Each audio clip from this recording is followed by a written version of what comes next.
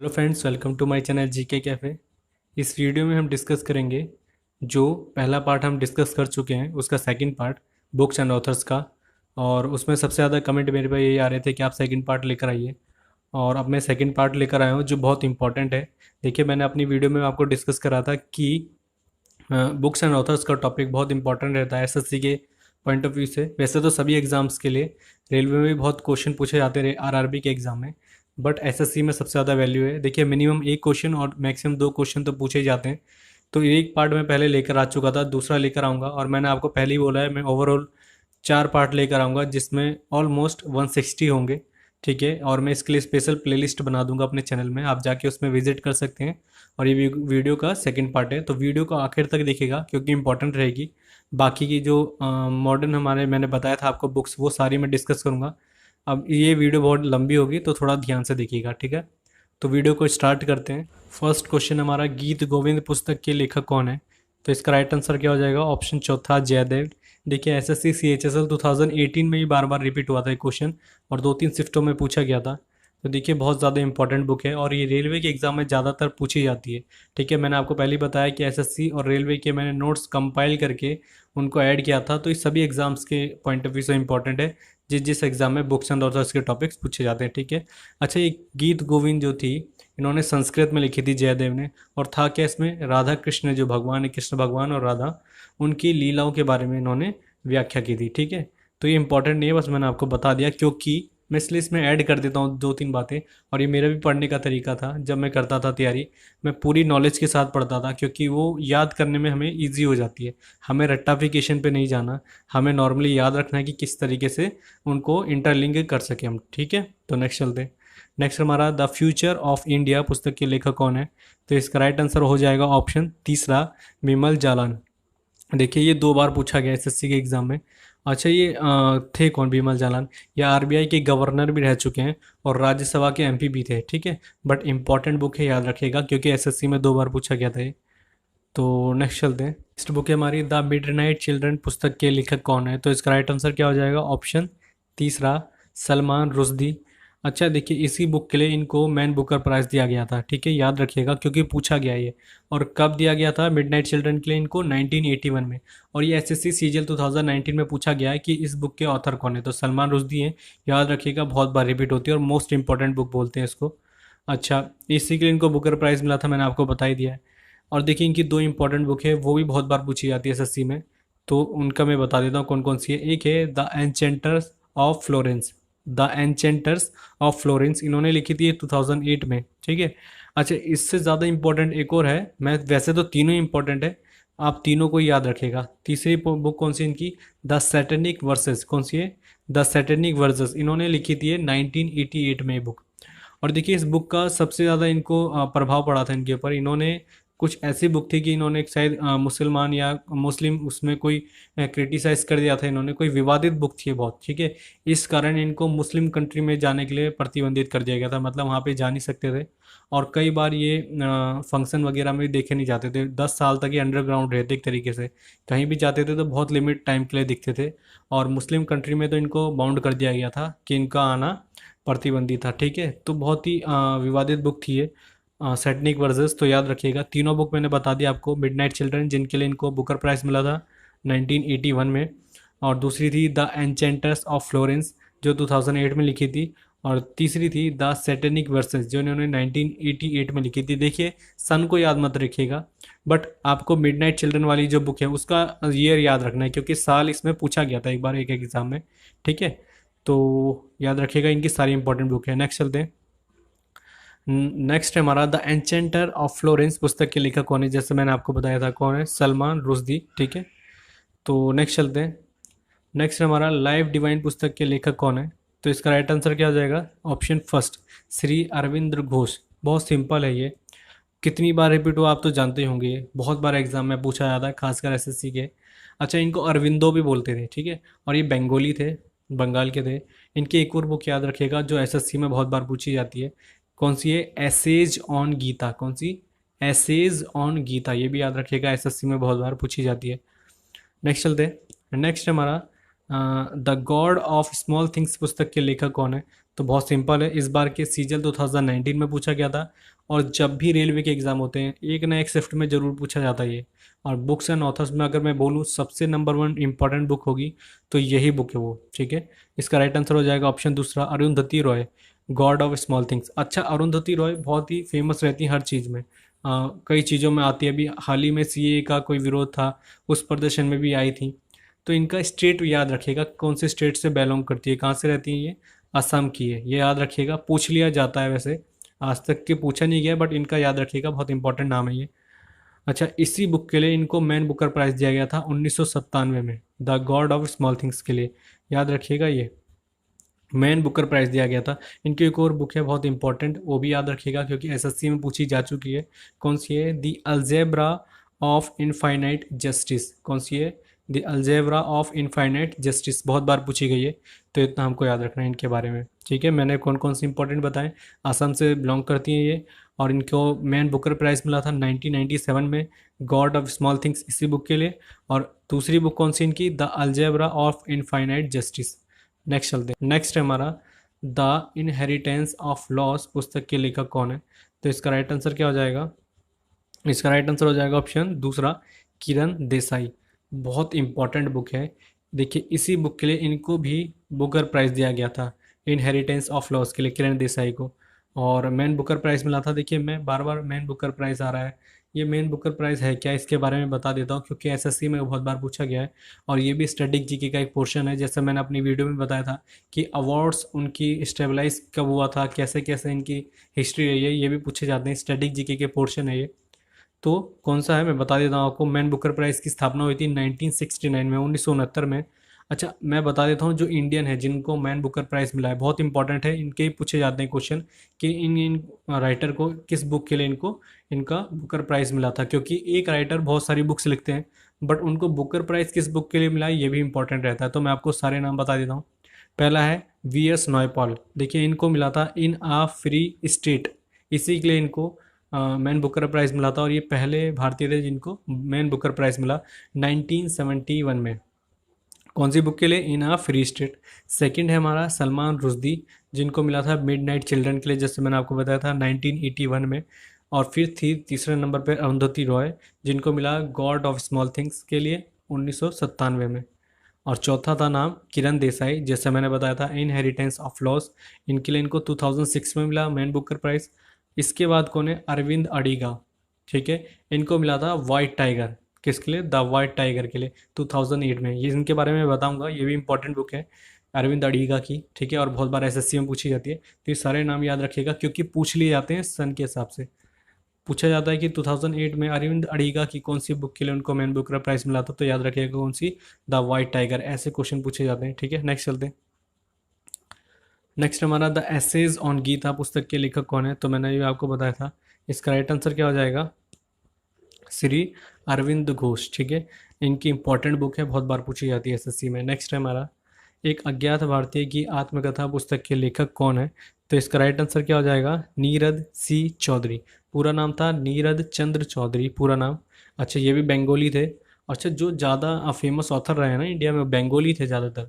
अच्छा, इनके बारे में और जैसे क्या थे, अंग्रेज़ी राइटर थे, इंग्लिश में ज़्यादा करते थे, लिखते थे।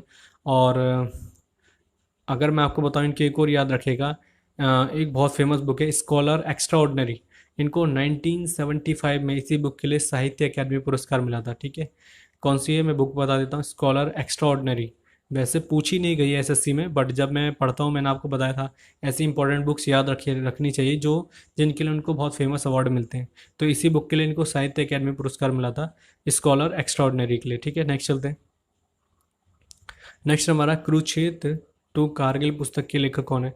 इसका राइट आंसर हो जाएगा ऑप्शन दूसरा, कुलदीप सिंह। आपने इनका पूरा नाम देखिए, इनकी आगे इनकी रैंक भी है ब्रिगेडियर कुलदीप सिंह। इनके बारे में आपने शायद मूवी देखी हो, बॉर्डर मूवी, जिसमें सनी देओल थे, उन्होंने इनका किरदार निभाया था, ठीक है। किसके लिए बहुत फेमस है? इन्होंने जब 1971 में वॉर हुआ था इंडिया और पाकिस्तान का, लोंगेवाला इलाके में, इन्होंने, आपने मूवी देखी होगी, बहुत ही इंस्पायरिंग थी मूवी हो। तो इन्होंने अकेले ही अपने कुछ 120 जो इनके साथ जवान थे उनके साथ इन्होंने बहुत लगभग 2 या 2,500 पाकिस्तानी सैनिकों का सामना किया था। तो इसलिए इन्होंने ये बुक लिखी थी, क्रूसेड टू कारगिल। बहुत इंपॉर्टेंट बुक है। वैसे मैंने इनके बारे में ओवरव्यू पढ़ा है, ठीक है, तो बहुत इंपॉर्टेंट है, एक्सेसरी में पूछी जा चुकी है, तो इसको छोड़ना नहीं है। तो नेक्स्ट चलते हैं। नेक्स्ट हमारा वाइट टाइगर पुस्तक के लेखक कौन है? जैसे मैंने आपको बताया था, इसका राइट आंसर हो जाएगा ऑप्शन दूसरा, अरविंद अडिगा, ठीक है। इसी के लिए इनको बुकर प्राइज मिला था, मैंने पहले बताया 2008 में। और एक और इनकी बुक याद रखिएगा जो पूछी जाती है, the last man in tower, ये एसएससी में पूछी गई है और इनफैक्ट रेलवे के एग्जाम में भी।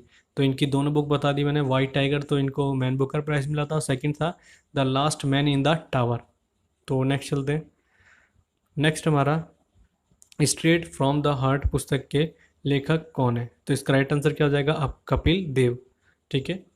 तो इतना याद रखिएगा क्योंकि एसएससी के एग्जाम में पूछा जा चुका है, इसलिए मैंने इसको इंक्लूड किया इसमें। नेक्स्ट हमारा इन अ फ्री स्टेट पुस्तक के लेखक कौन है? तो इसका राइट आंसर क्या हो जाएगा? देखिए ऑप्शन में नहीं है, मिस प्रिंट आप ठीक कर लीजिएगा।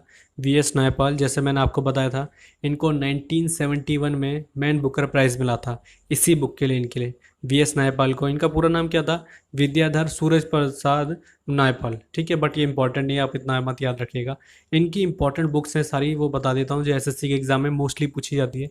सबसे इंपॉर्टेंट बुक है इनकी मैजिक सीड्स। कौन सी? Magic seeds. देखिए ये नहीं पूछी जाएगी ज़्यादातर, पर मैजिक सीड्स बहुत बार पूछी गई है एसएससी में, ठीक है। दूसरी कौन सी है? एन एरिया ऑफ डार्कनेस, याद रखिएगा ये है वीएस नायपॉल की। और देखिए कन्फ्यूज़न वाला पॉइंट क्या है, एक और बुक है एन एरा ऑफ डार्कनेस, वो किन की है? शशि थरूर की।